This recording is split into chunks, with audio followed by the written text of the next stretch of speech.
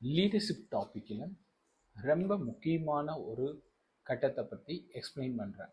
நீங்கள் ஒரு சக்ஸஸ்ஃபுல் லீடராக, ஒரு சக்ஸஸ்ஃபுல் மேனேஜராக, ஒரு சக்ஸஸ்ஃபுல் ஹெச்ஓடியாக இருக்கும்போது நீங்கள் செய்ய வேண்டிய சில விஷயங்கள். நம்ம ஜெயிச்சிட்டோம், டீம் பில்ட் பண்ணிட்டோம், டீம் சக்ஸஸாக போயிட்டுருக்கு அப்படிங்கும்போது சஸ்டைன் பண்ணுறது ரொம்ப ரொம்ப முக்கியம். நீங்கள் சஸ்டைன் பண்ணலை, டீமை கீப் ஆன் ஃபாலோ பண்ணல, டீமை கீப் ஆன் ட்ரைவ் பண்ண முடியல உங்களால், அப்படிங்கும்போது சஸ்டெயின் ஸ்டெப்பில் நீங்கள் கன்டினியூ பண்ண முடியாது. ஒரு டீம் பில்ட் பண்ணுறது எப்படிங்கிறது ஒவ்வொன்றா உங்களுக்கு நான் சொல்லியிருக்கேன். டீமை எப்படி சக்ஸஸ்ஃபுல்லாக கொண்டு போகிறதுங்கிறதையும் சொல்லியிருக்கேன். ஒரு சக்ஸஸ்ஃபுல் லீடர் எப்படி இருப்பாருங்கிறதும் சொல்லியிருக்கேன். சக்ஸஸ்ஃபுல் டீம் மெம்பர்ஸ் எப்படி இருப்பாங்கங்கிறதையும் உங்களுக்கு சொல்லி கொடுத்துருக்கேன். இன்னைக்கு நான் என்ன சொல்கிறேன்னா, அந்த சக்ஸஸ்ஃபுல் லீடர், சக்ஸஸ்ஃபுல் பர்சன் எப்படி ஹை பர்ஃபார்மன்ஸை மஸ்ட் பி சஸ்டைனபிளாக கொண்டு போவார் அப்படிங்கிறத மேட்டர். ஸோ இந்த சஸ்டைன் டீமை நம்ம கொண்டு போகிறதுங்கிறது பார்த்தீங்கன்னா அவ்வளோ ஈஸியான விஷயம் கிடையாது. ஆஸ் அ லீடர், ஒரு ஹெச்ஓடி, டீம் கோச்சு, டீம் ட்ரைனராக இருக்கக்கூடிய நீங்கள் எல்லாருமே ரொம்ப கேர்ஃபுல்லாக உங்கள் டீமை மானிட்டர் பண்ணணும்.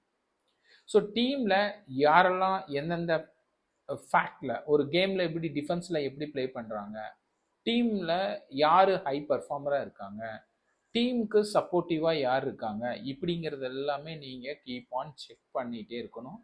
அவங்கள ரெகனைஸ் பண்ணிகிட்டே இருக்கணும், பூஸ்டப் பண்ணிகிட்டே இருக்கணும், மானிட்டர் பண்ணிகிட்டே இருக்கணும்.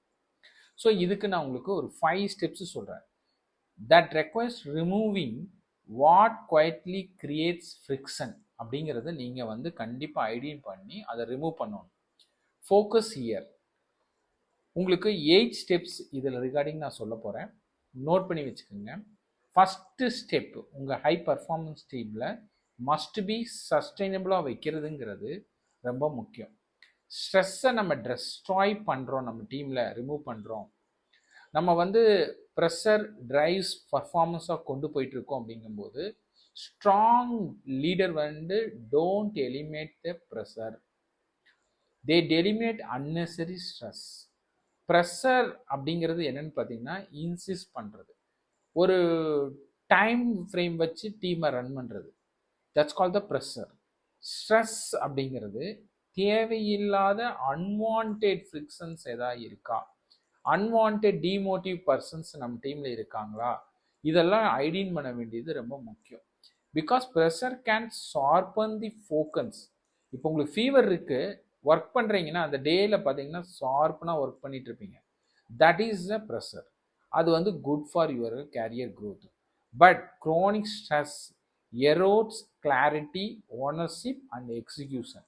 அப்படியே உங்களோட ஸ்ட்ரெஸ் பர்சன், காசிப் பேச பர்சன், அன்வான்டட் ஃப்ரிக்ஷன்ஸ் உங்களுக்கு எரடிகேட் பண்ணி கிளாரிட்டி, ஓனர்ஷிப்பு, எக்ஸிக்யூஷன் வரதெல்லாம் ஸ்பாயில் பண்ணிடும். when late nights, confusions and constant urgency become normal, burnout becomes inevitable. அப்போ தவிர்க்க முடியாத செயல்களாக இதெல்லாம் இருக்கும். அப்போது ஏஸ் எ ஹெச்ஓடி கோச்சாக நீங்கள் எப்படி அசிஸ்டண்ட்டாக, ஒரு ஹெல்ப்பராக, ஒரு சப்போர்ட்டராக நீங்கள் ஒர்க் பண்ணணுங்கிறதுக்கு 8 பாயிண்ட் நான் சொல்ல போகிறேன். நோட் பண்ணிக்கிங்க. ஃபஸ்ட்டு, நீங்கள் சக்ஸஸ்ஃபுல்லாக போயிட்டுருக்க டீமுக்கு டிஸ்டர்பன்ஸ் இருக்கக்கூடாது, பட் ஜஸ்ட் ஃபாலோயிங் ஸ்டெப்ஸை நீங்கள் ஃபாலோ பண்ணணும். First step, fix miss alignment. நம்மளோட டீமில் எது மிஸ் அலைன்மெண்ட்டாக இருக்குது, சக்ஸஸ் ஆயிடுச்சு, பெஸ்ட் ரிசல்ட் வந்துருச்சு, டீமுக்கு மிஸ் அலைன்மெண்ட்டாக ஹேண்டில் பண்ணக்கூடிய விஷயம் எதுன்னு பார்த்து அதை ஃபிக்ஸ் பண்ணணும், சொல்லி கொடுக்கணும். ப்ரியாரிட்டைஸ் எது, ஷெட்யூல் எப்படி ஃபிக்ஸ் பண்ணுறது. நீங்கள் தேவையில்லாமல் கடைசி மொமெண்ட்டில், நெக் மொமெண்ட்டில் தேவையில்லாத ஒர்க் பண்ணும்போது ஸ்ட்ரெஸ் பிகம் தி டிஃபால்ட்டாக வரும். ஸோ அப்போ அதுக்கு நீங்கள் வெல் ப்ரிப்பேராக இருந்து ப்ரியாரிட்டி கொடுத்து ஒர்க் பண்ணீங்க அப்படின்னா அந்த ஸ்ட்ரெஸ் அலைன்மெண்ட்டை நம்ம ஃப்ரீ பண்ண முடியும். ஸோ பக்கெட் லிஸ்ட்டில் ஆட் பண்ணுங்கள், லிஸ்ட் ஷெட்யூலில் ஆட் பண்ணுங்கள், அதை ப்ரியாரிட்டி பண்ணி ஒர்க் பண்ணுங்கன்னு சொல்லி ஃபஸ்ட்டு மிஸ் அலைன்மெண்ட்டை கரெக்ட் பண்ணி கொடுக்கணும் நீங்கள். Second, establish real priorities. லிஸ்ட்டை ஃபைனல் பண்ணிட்டீங்க, அதில் ஃபஸ்ட்டு ஒர்க் எது, செகண்ட் ஒர்க்கு, தேர்ட் ஒர்க்குன்னு நம்ம அலைன்மெண்ட்டு கொடுக்கணும். அப்போ தான் அந்த டீம் சக்ஸஸ்ஃபுல்லாக போயிட்டு டீம் அப்படியே போயிட்டே இருக்கும். அப்போ அசிஸ்டண்ட்டாக நம்ம ஒர்க் பண்ண வேண்டிய இடம் இதுதான் அந்த டீமுக்கு. இல்லை நான் ஹெச்ஓடி சார், நான் ஒரு பெரிய மேனேஜர் சார், நான் பெரிய சிஓவாக இருக்கேன் சார் அப்படின்னு நீங்கள் சொல்கிறத ஒன்று, இந்த இடத்துல எஸ் எ லீடராக நீங்கள் அசிஸ்டண்ட்டாக ப்ரியாரிட்டி பண்ணி கொடுக்குறீங்க, செட்டில் போட்டு கொடுக்குறீங்கிறது ரொம்ப முக்கியம். மூணாவது பாயிண்ட், கிளாரிஃபை எக்ஸ்பெக்டேஷன். உங்களுக்கு நல்லா தெரியும், success people so people stop guessing. Unwanted guessing எல்லாம் வர விடாமல் இமிடியட்டாக போய் உட்காந்து அவங்களுக்கு டவுட் கிளியர் பண்ணி முன்னாடியே கிளியராக ப்ராஜெக்ட் எக்ஸ்பிளைன் பண்ணிடுவாங்க, ப்ராசஸை எக்ஸ்பிளைன் பண்ணிடுவாங்க.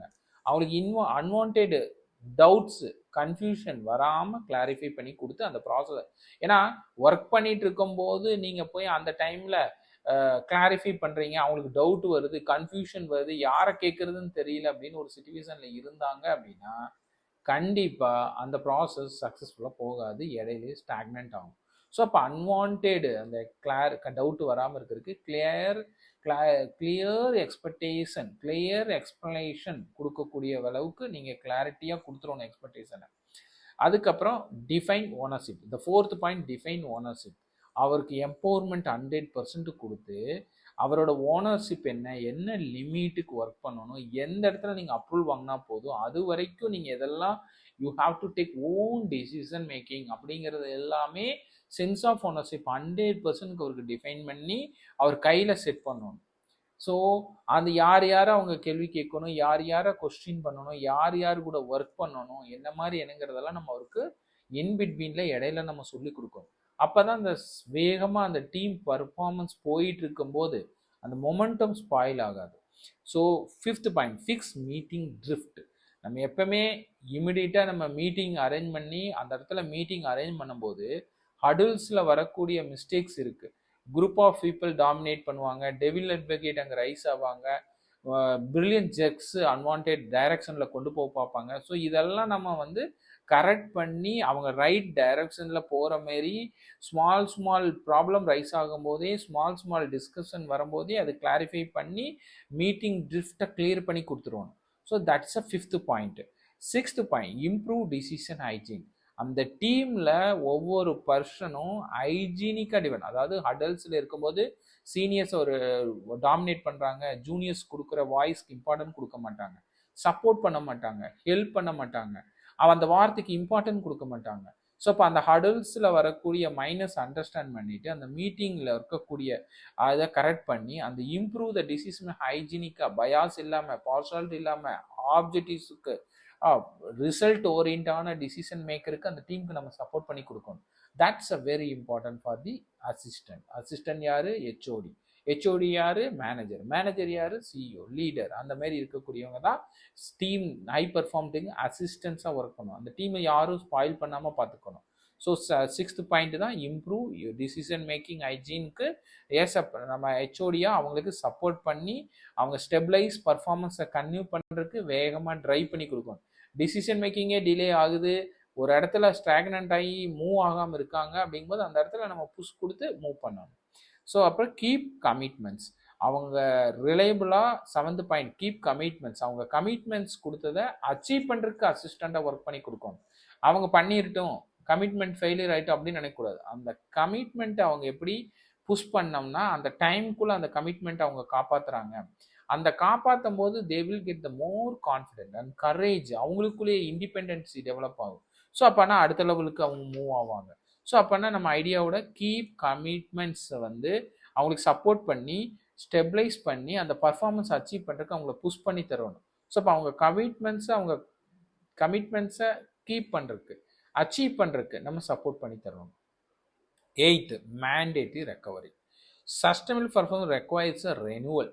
கண்டிப்பாக நம்ம ஒர்க் பண்ணும்போது அந்த டீம் வேகமாக பண்ணிட்டு இருக்கும்போது தைரியமாக கரேஜாக அந்த டீமை நம்ம புஷ் பண்ணி ரெனுவல் பண்ணி ரொட்டேஷன் பண்ணி சேஞ்சஸ் கொடுத்து ஜாப் ரொட்டேஷன் பண்ணி புஷ் பண்ணி வேறு லெவலுக்கு கொண்டு போகணும்.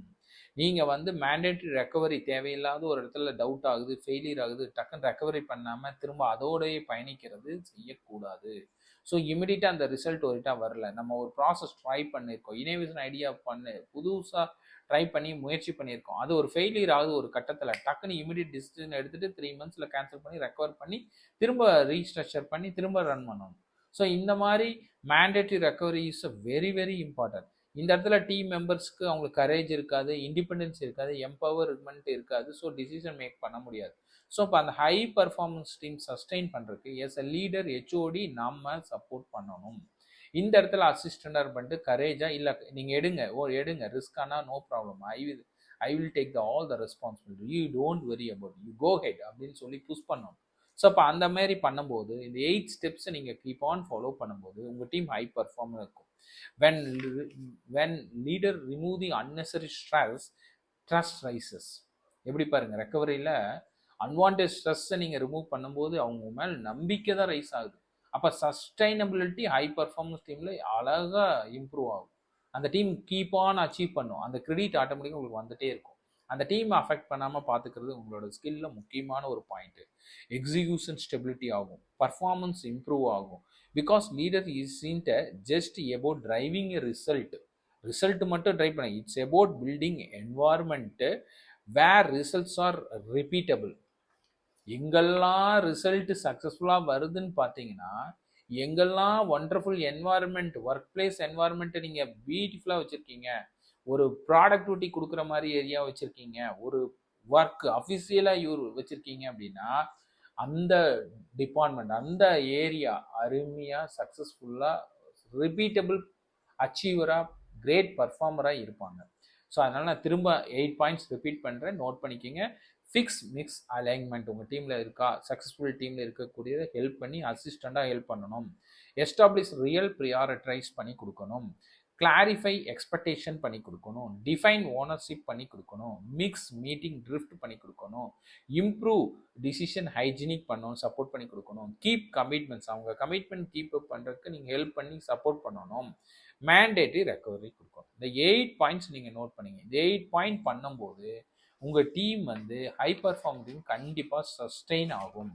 உங்கள் டீம் சக்ஸஸ்ஃபுல்லாக போகும். இந்த டைமில் இடையில பிரைன் ஸ்ட்ரோமிங்காக you have to raise lot of brainstorming questions in பிட்வீனில் நீங்கள் ரைஸ் பண்ணுறீங்க உங்கள் டீமில் ஒவ்வொரு ஏரியாவிலையும் அப்படின்னா அவங்க ஆல்வேஸ் அட்டென்டிவாக இருப்பாங்க, ஆக்டிவாக இருப்பாங்க, இந்த ஹை பர்ஃபார்மராக இருப்பாங்க.